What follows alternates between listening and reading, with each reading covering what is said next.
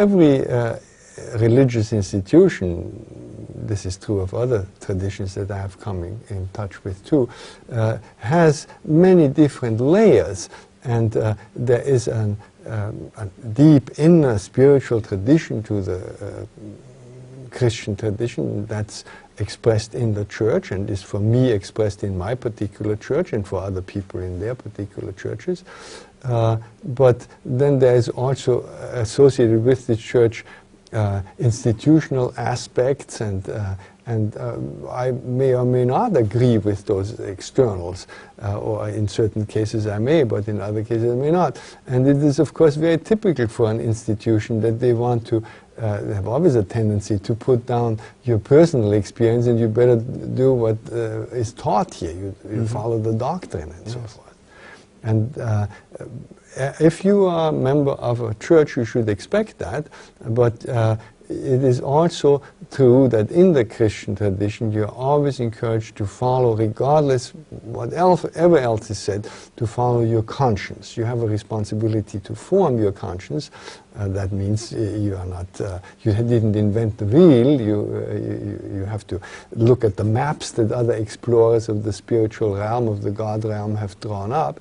But ultimately, your experience and your exploration is more important than all the maps in the world. And that is also the teaching, although in practice you're absolutely right. When I came to the monasteries 40 years ago, and I would have said at that time I had some what you might call mystical experience, and that's why I want to devote my life to the search for God, they would have said, oh, here comes one of those kooks, and I would never have gotten into any monastery at all. At that time you couldn't talk about this sort of thing. Now we are much more open, and nowadays people talk quite freely about this.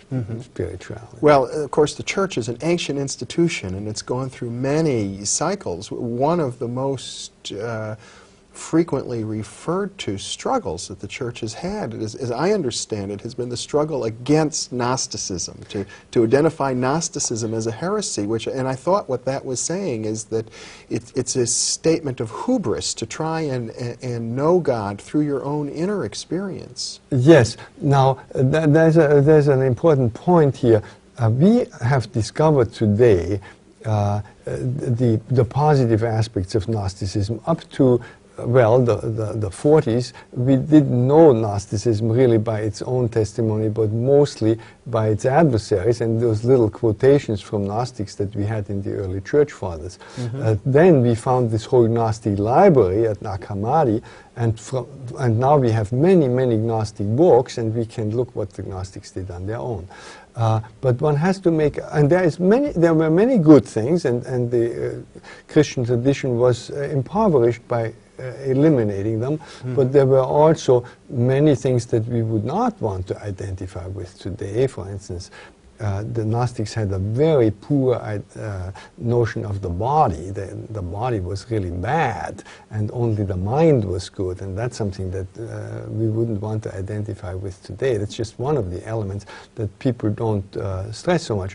But also when it comes to knowing what the church really, or the church, but I should rather say what the healthy tradition really stood against, was that the Gnostics thought that knowing alone was saving you and was putting you on the right track.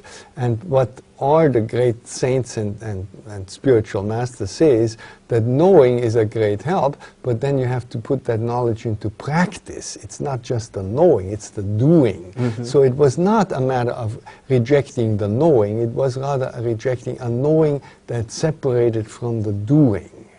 One has to be fair there. I'm also very much in favor of many of the ideas that the Gnostics introduced, and we should avail ourselves of what is there for us today. But we have to be careful. There were also some things that we would not like to add. Well, I think I'd be putting you in a very unfair position to ask you to defend every practice that the Church has engaged in historically.